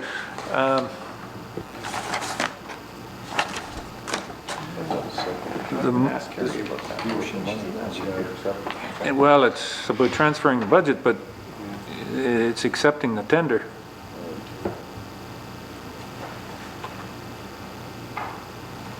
Would the mover and seconder be okay if we added in, or put in beforehand, that the Council of the Municipality of West Grey accepts the lowest tender from Cedar Well Excavating Limited at the cost of $390,310.50 plus applicable taxes?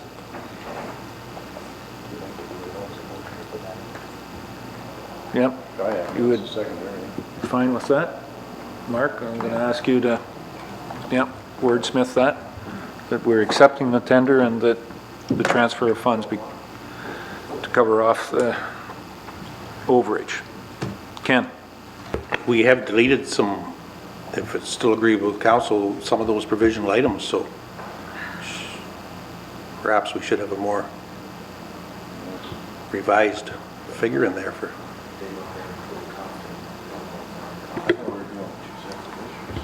Would you be agreeable to another line in the motion that be negotiations with the lowest tender for some items to be deleted. I've seen, the only reason I'm saying that, that's the way I've seen it done at the county a couple of times, that the Director of Infrastructure negotiate with the awarded tender contractor for some negotiated items. Okay? That's fine, yes. Council fine with adding that in as well too, in the motion? Yes. All right. With that in place, one, the accepting the tender from Cedarwell, and that the other part of the motion, or then that we move some funds from the bridge project to cover off the overage from this, and that the director is given direction to negotiate with Cedarwell on some items to be excluded to get a better costing. Okay? Call the question. All those in favor of the motion? Those opposed? That is carried. That'd be me. All right, Ken. The next one is our contract for the water meter reader, and we've had applications out for that, and you're recommending Courtney Granger Morton. Yes, we advertised for the position of water meter reader. Actually, both water meter readers in Newstead and Durham were retiring from their jobs, so we combined the two areas into one and asked for an hourly rate this time. So instead of before it was for each read they get a cost, but we think this is more feasible for the municipality to do it by the hour. So we worked with the finance department and come up with this procedure here, and we interviewed a number of them, and we are recommending that Courtney take the position of water meter reader for both Newstead and Durham. So I believe Mark has a bylaw prepared for later in the meeting. Yep, we have that one by bylaw. Are there any questions at this time for Ken on that?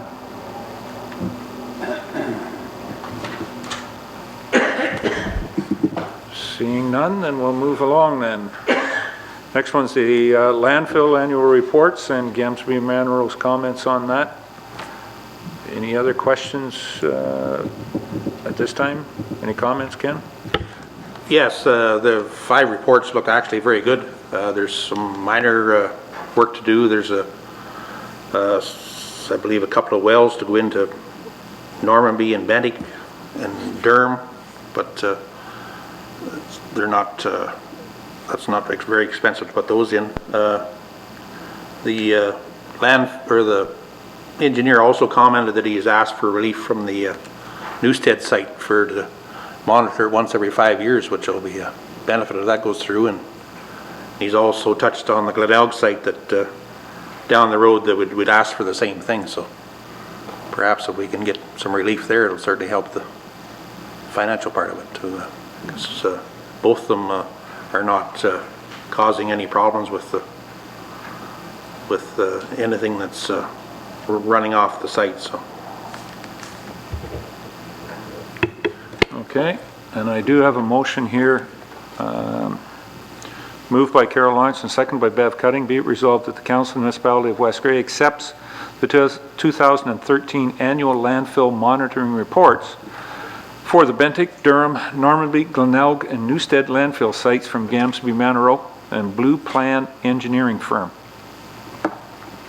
Any questions on the motion? Call the question. All those in favor? Any opposed? That's carried.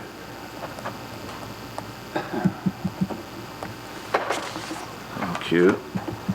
And Ken, we had another tender out for propane at a number of our facilities out there that we have propane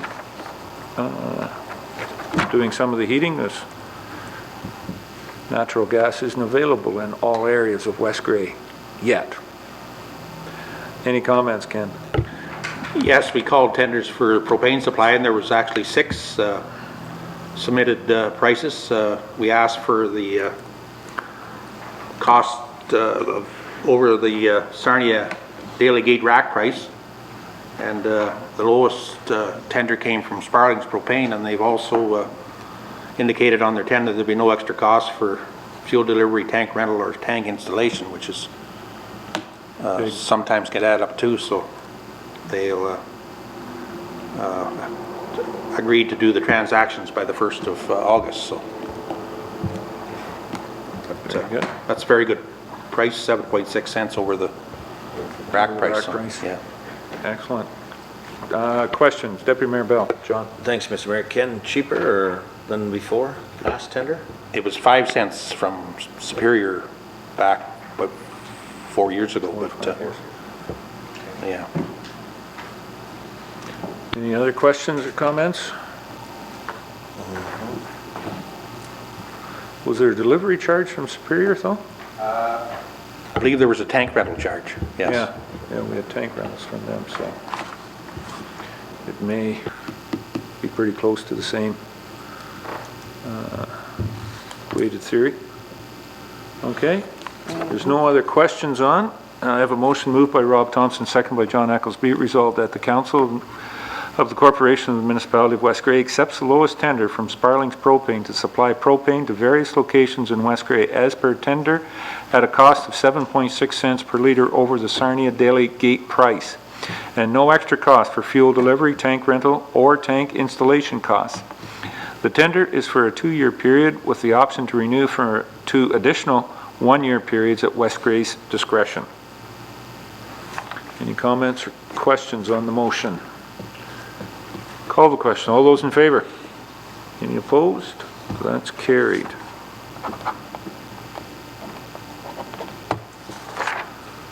There we are. Anything else, Ken?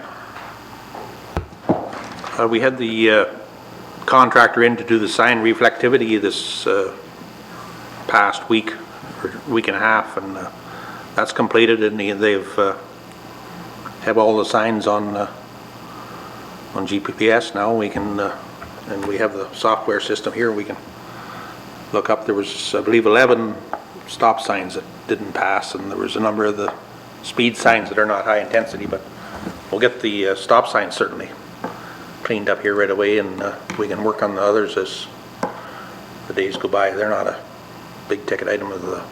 It's not as important to have the speed signs reflective as it is the stop signs. So.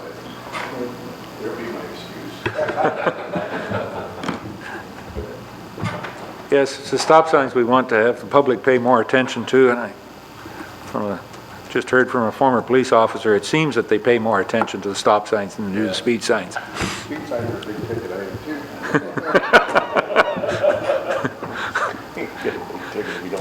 It's a big ticket. Any other questions on that? That was, I guess we did have an incident in the town of Durham the other day, and I have heard that the young lad is coming along that was in that, but we had the stop sign had been inspected and everything about 3 days or so before that accident happened on Countess and George. Yeah. So just as a bit of an update there. Okay. Don, question? You mentioned the contractor, Ken. Did we not purchase one of them guns with Grey Highlands and Chatsworth partner? Yes, there is a gun that was purchased with Grey Highlands and Chatsworth and Southgate. Yeah. But we had the person that sold us the gun came in, and we thought it would be best to, for the first time around, get everything set up. So now we can do it. We have it all on software now, and but I know I know one of the other partners in the thing tried it and it they weren't successful, so, on their own, so I think this is the best way to go.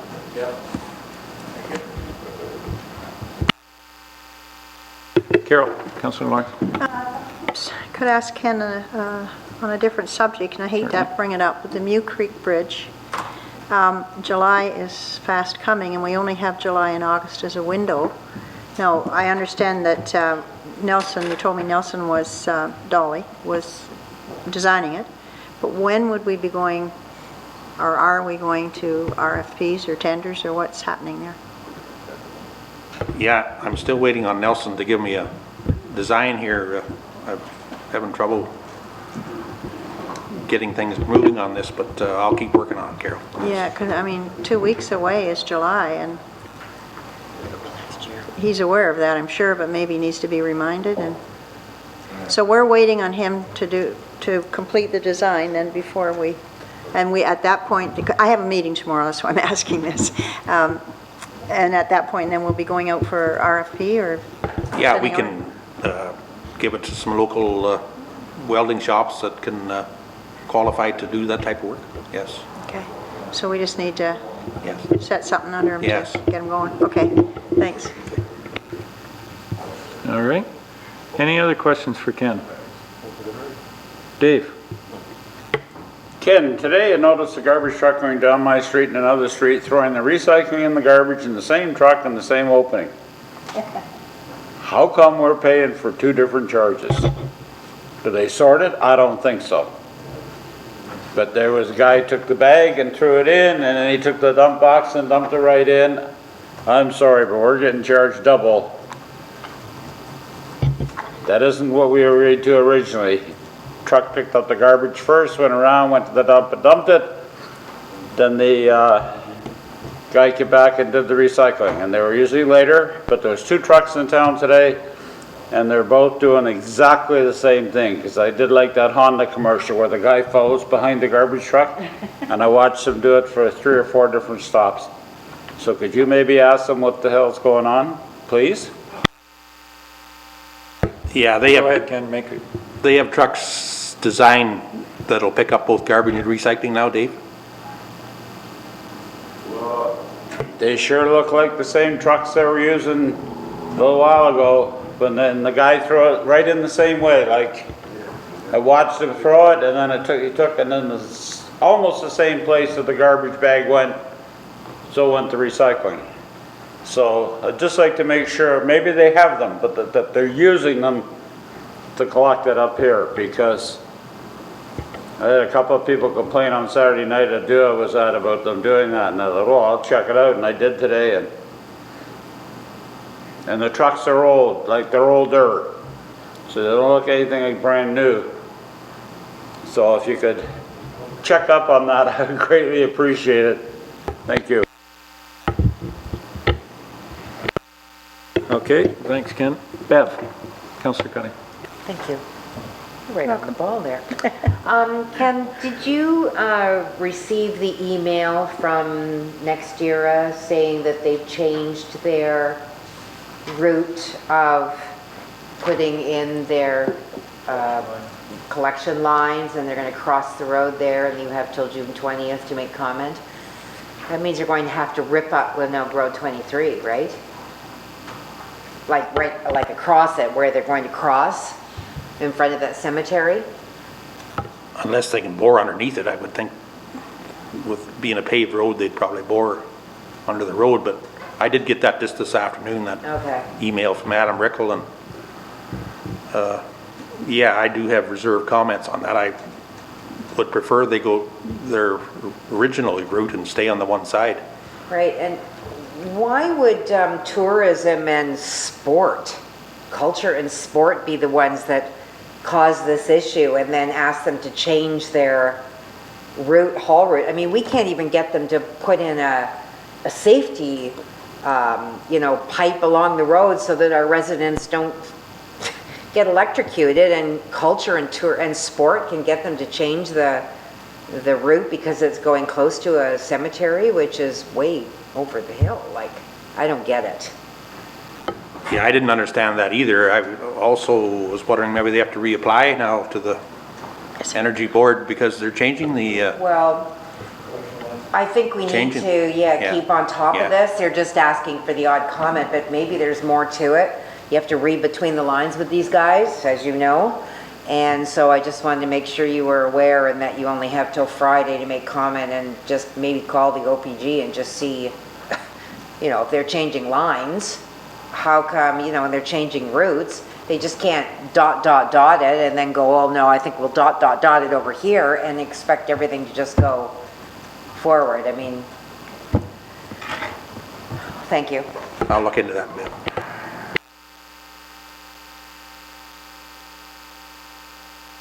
Okay, Ken? I just had one more thing. The loader here that we had in Durham, the New Holland, we had to send it away for the brakes need replaced, so we floated it out to the mechanic there in Faversham that does the work on our heavy equipment, and also at the same time the tires are being getting new tires, and of course they have to be sent to Toronto to be foamed, so there'll be some invoices coming in here for brake repair for the loader plus a new set of foam filled tires. So. Okay, thank you. For the heads up.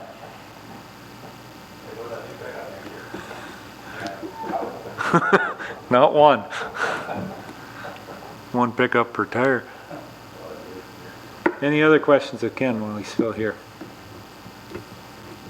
Okay. Well, thank you, Ken. And we'll follow up, see what comments we have coming forward from Nextera or Ministry of Environment or Sport, Recreation and Culture. Larry, CEO, Deputy Clerk's report. I think just as an update is what you have here. The first one is your attendance at the CAMA AGM and conference in Niagara Falls. That's correct, Your Worship, and I want to apologize. I guess my spell checking is not quite as capable as it used to be, but it's Marnie McBean that was the speaker. Other than that, I believe everything is as laid out in that. It was an excellent opportunity to network and learn from other CIOs and ministry personnel from across the nation. And interestingly enough, we all seem to have the same issues: the infrastructure deficit that we're dealing with, lack of funding from other levels of government, and more demand on services from every quarter. So it seems to be the standard plea or the standard line for all municipalities right across this nation. So I appreciated the opportunity of attending that. The second item there is the 2014 Drinking Water Source Protection Municipal Implementation Seminar. I indicated that there was two events that were hosted by the Municipal Drinking Water Committee. One on the 9th and one on the 22nd of May, with a number of staff attending from the Municipality of West Grey, as well as a number of council members as well. At the session on May the 22nd, there was a joint proposal proposed by Bruce and Grey Planning Departments. It's looking at the potential of looking at a uniform or a mutually agreeable municipal risk program to be put in place that uses the same information and the same basis.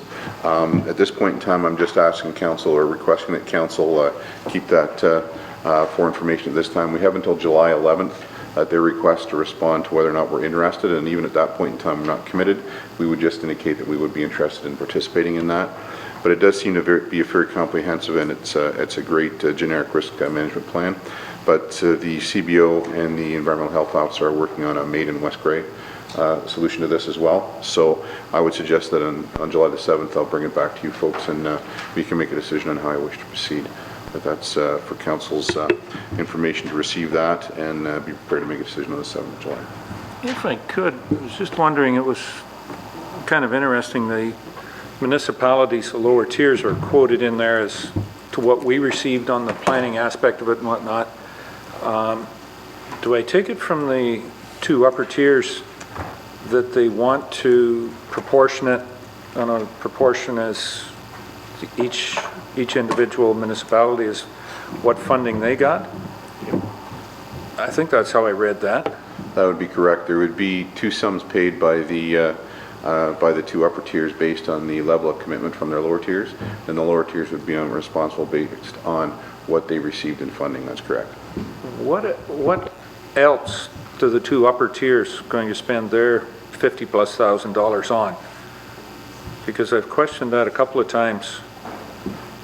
Neither one of them have any water systems or source protection that they're looking at, and yet both ended up with this type of money, and now neither one of them are looking at letting the lower tiers, who the full responsibility comes to. Maybe this is an argument I should be having tomorrow, or a debate that I should be having tomorrow with Mr. Schertzer at Grey County Planning. Can't all be for GIS mapping. Your Worship, I would encourage you to ask those questions precisely, because to extrapolate on what their commitment is and what their process is, they're suggesting that they would set up the generic plan and they would use their current GPS programming in order to monitor it and create the reports for us. But I would like to know if they're going to be directing it more so than the lower tiers, that they have a bit more skin in the game than they currently are offering. Exactly. Now, the idea of everybody cooperating and working together to get something I would hope would have some traction out there and partnering for the better good, but we'll see who's going to put the most dollars into it. Larry? I would agree with you. I'd also like to point out that even though we got this wonderful amount of cash from the province, that there's an extremely limited number of items that we can spend it on. And this program that the county is proposing is one of the items that is actually an approved expenditure that we could apply the funding to. We're very limited in where the funding can go, so that is another reason why this may be a more palatable approach to usage of the money as well. Maybe if we get somewhat creative on using the funding in a different way, it might be just legal non-conforming.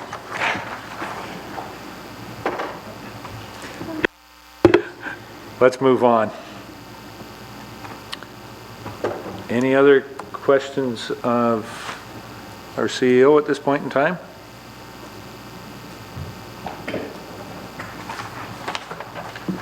Very good. Then I believe that brings us down to bylaws then, Mark. We have 4 bylaws on this evening, I think 46, 47, 48, 49.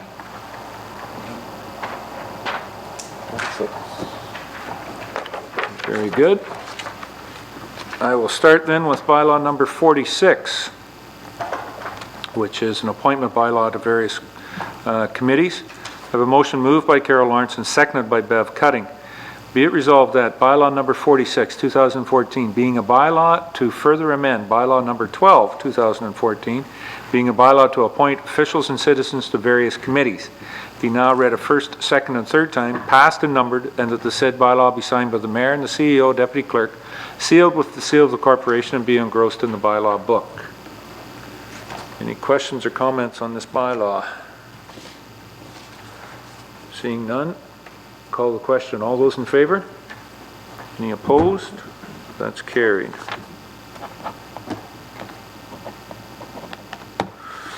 So, Mr. Thompson, that's your committees. You've got them there. They've got to stay there now for the rest of the year. There's no more amending.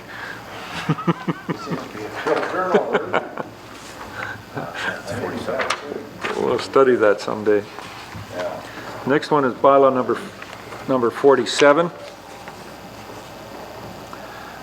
It's accepting a property into the municipality, better known as the Grey Bruce Boundary Bridge.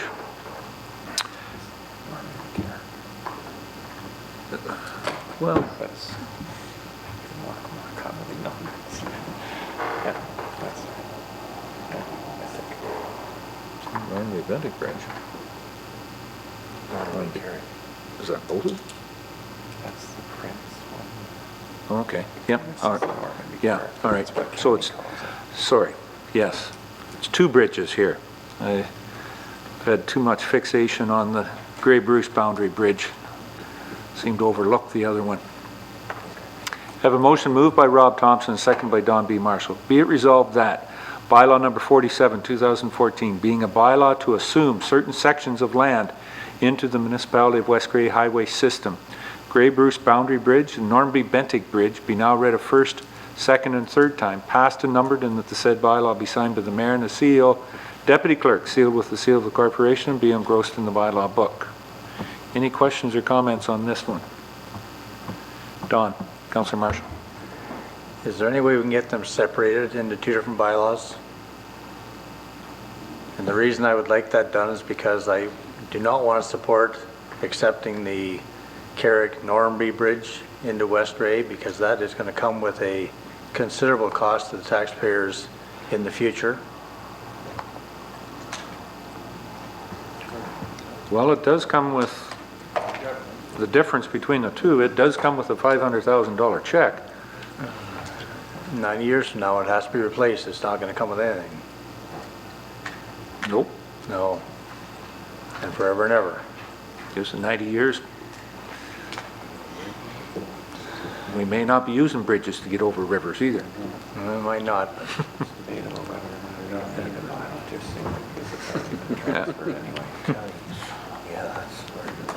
John, do you want to comment on that? Well, I'll weigh There's in on comment that. coming. Yeah, there's 500,000 from each county to upgrade this bridge, and yes, they got to do some engineering, get, like, the money's there. It's all organized. If we had the engineering done, it could go ahead tomorrow. But I think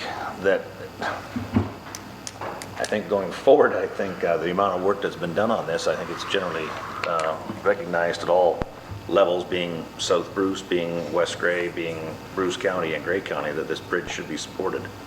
And then one of the caveats was it because it's a one of a kind. One of the caveats was to get the money organized was that it had to be downloaded to the lower tiers. So, and that's been passed in county council. As I read there before, though, they can download stuff. We don't have to accept it. No. We can accept it, but we don't have to voluntarily accept it. We got no choice. We can begrudgingly accept it. No. Do we have to have a bylaw to accept it? No, we don't. This is just, so this, I mean, the upper tier, and the way the Municipal Act, from my understanding of talking to legal opinions, it's been held in case that the upper tier can download, lower tier's got no question, you're getting it. And in this case, we had legal that said, you know, it is now part of West Gray's, so what we're really doing is putting a document here or a note into our files that yes, we do have it. The paper trail. A paper trail that would have been nice having back in 1935 when Gray and Bruce County got into the legal fight about it at that point in time. But there is no documents can be found, still can be found as to who got what at that point in time. But this is more or less a rubber stamp because the two upper tiers have already downloaded it. We have no choice in the matter as lower tiers. It comes.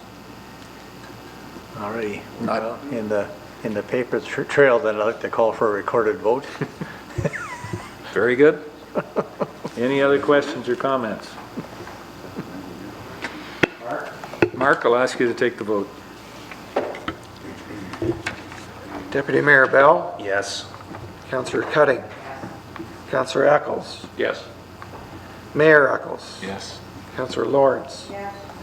Councillor Marshall? No. Councillor Mollison? Yes. Councillor Thompson? Yes. Declare that carried 7-1. And I do share your frustration in that, but it's been 6 years of frustration that we've had on it, Don. Declare the motion carried, as I said, 7-1. Okay. And the last one, bylaw number 49, is the bylaw for the contract water meter reader. Oh, sorry. There, right there. 48.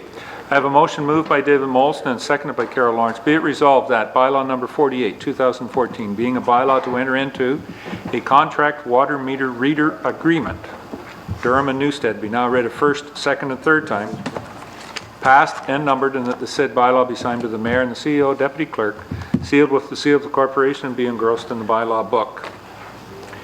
Any questions or comments on this one? This individual was applied and recommended by the Public Works Director and Infrastructure to accept this. Call the question. All those in favor? Any opposed? That's carried.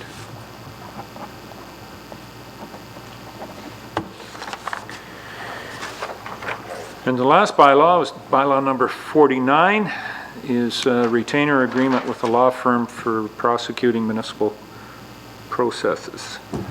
I have a motion moved by John A. Bell, seconded by Don B. Marshall. Be it resolved that bylaw number 49, 2014, being a bylaw to enter into a retainer agreement with Magwood, Vanderveer, and Grove McClement LLP for municipal prosecuting services, be now read a first, second, and third time, passed and numbered, and that the said bylaw be signed by the mayor and the CEO, deputy clerk, sealed with the seal of the corporation, and be engrossed in the bylaw book. Any questions on the motion? Call the question. All those in favor? Any opposed? That's carried.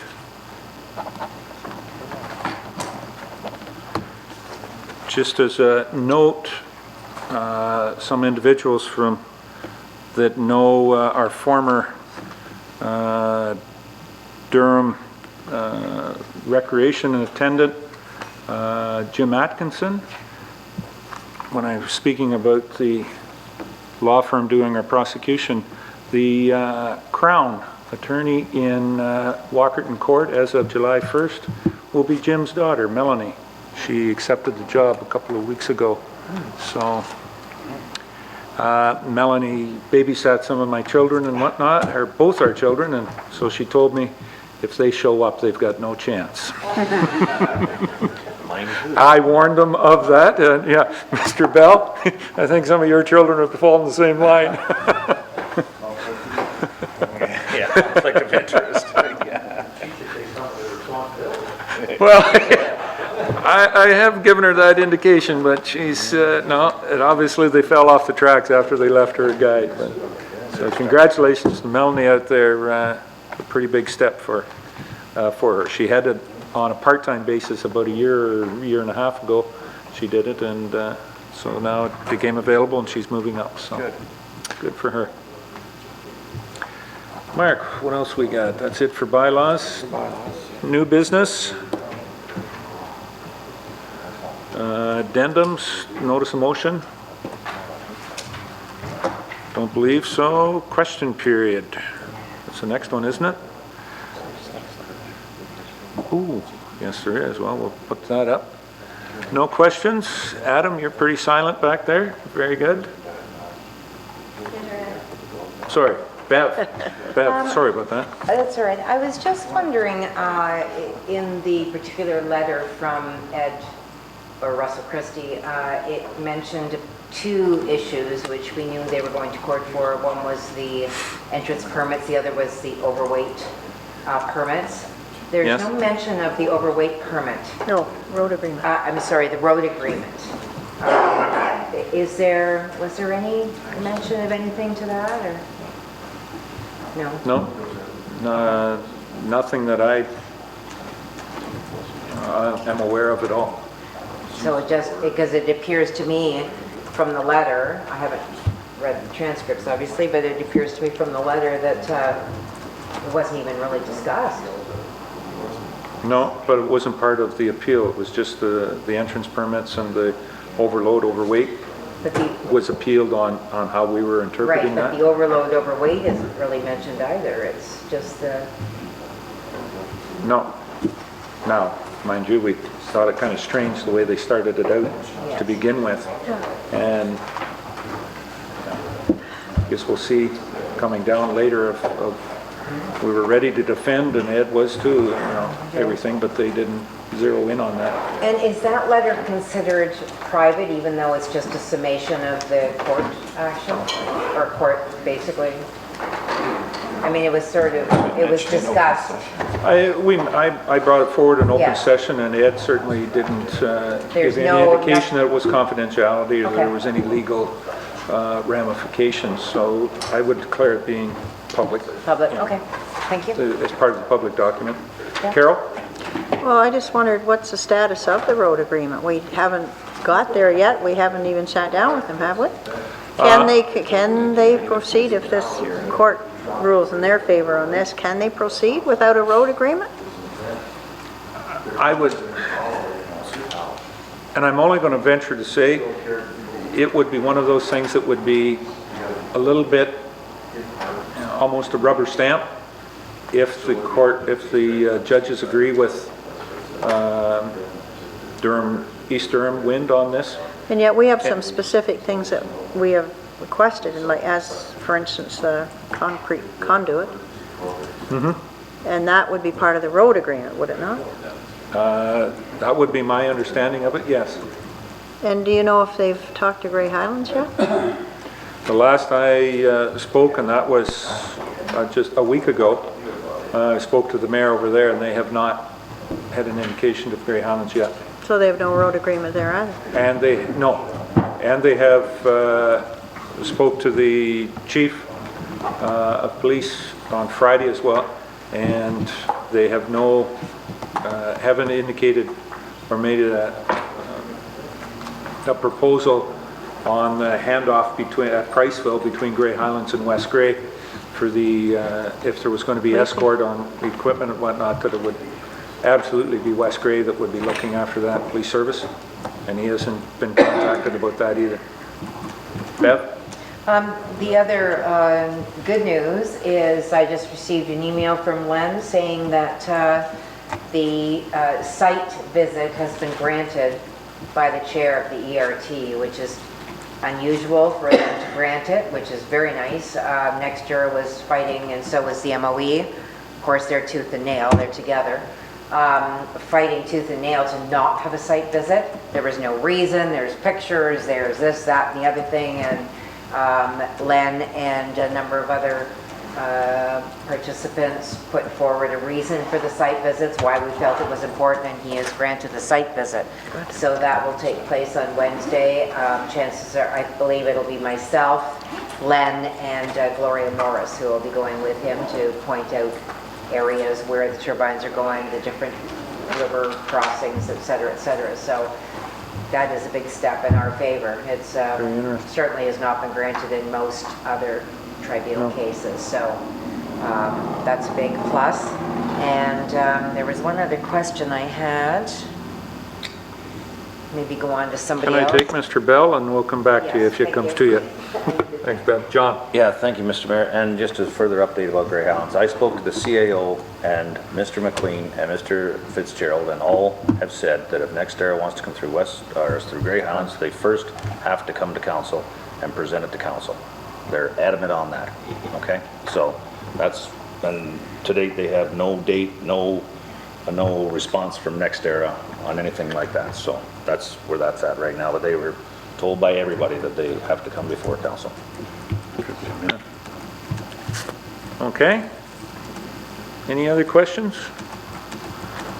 Don't believe we have any municipal act notices, Mark. So that brings us down to number 20. Mr. Mollison, have you got my attention for something? Dave. Councillor Mollison moves that we adjourn. I'll accept that, and